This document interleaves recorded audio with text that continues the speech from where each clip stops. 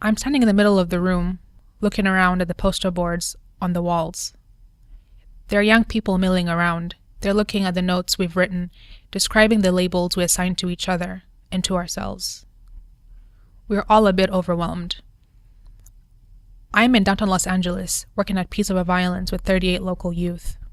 They're here to learn about teen dating violence and how they can be catalysts for change.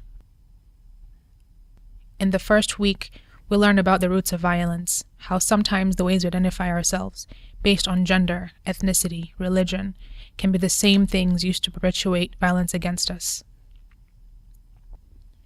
My grandmother grew up in Masai, a small town in eastern Kenya. She never left the country, never completed primary school, and she couldn't tell you about the nuances carried in the color of her skin. She went to a small schoolhouse with no windows and no doors, but only stayed until second grade because she was needed in the family farm. As an immigrant, I bought into the idea that if I work hard enough and get back up when I fall, I'll succeed.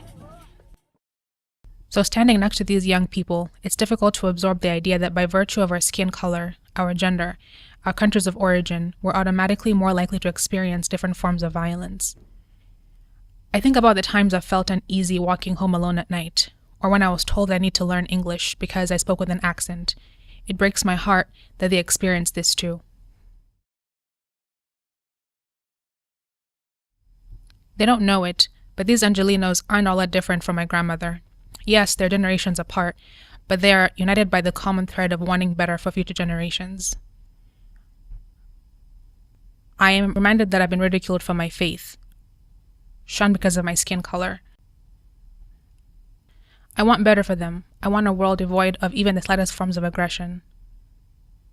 Call me a dreamer, but I stand on the shoulders of a woman who could never have dreamed up the life I live, a woman who knew there was better out there than a windowless schoolhouse.